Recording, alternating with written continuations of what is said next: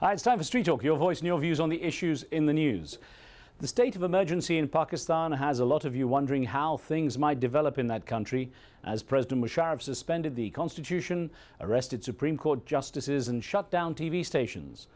The police and security forces are busy handling demonstrations and arrested more than 1,000 people, drawing domestic and international criticism. The US said it was disturbed by developments and suspended defense talks with Pakistan.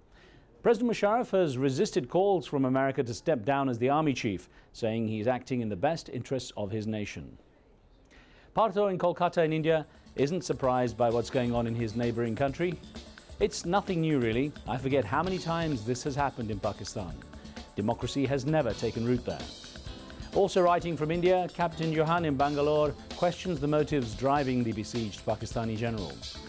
After declaring martial law, Musharraf sacked any judge who refused allegiance to him and silenced the media by taking them off the air. He didn't go after the terrorists.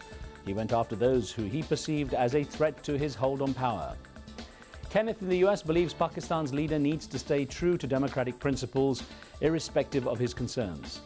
Al-Qaeda and radical Islamists in Pakistan will get a stronger foothold there if Musharraf is removed from office. And nuclear weapons in the hands of Islamists could start World War III. However, I would still be for free elections in 2008, even if that's postponed for now. A face only seen by about 50 people in the past century is now being seen by an estimated 5,000 people every day.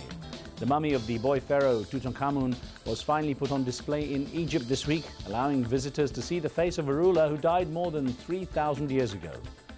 The unveiling of King Tut, as he's known, came 85 years to the day after the sensational discovery of his tomb by the British explorer Howard Carter.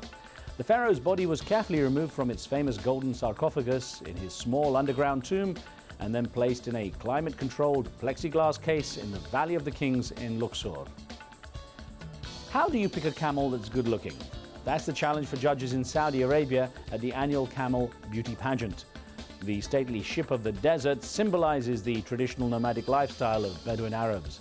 The contestants gathered at a remote location west of Riyadh, where they're judged on breed, color, height, facial texture and bone structure, among other things. The stars of the show sell for as much as $250,000. Now, he may be a professional American skateboarder, but Billy Marks seems obsessed with a hobby known as beer pong, attempting to get a ping pong ball in a half-empty plastic cup. This should explain it better.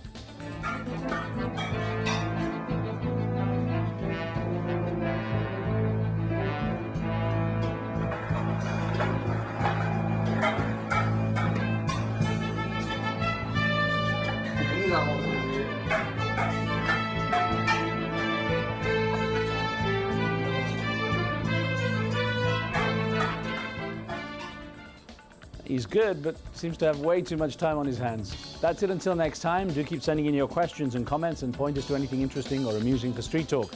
Remember, what you see here isn't necessarily the view of Al Jazeera, and some of the content may be edited, but for time and space reasons only. And that's the talk on the street.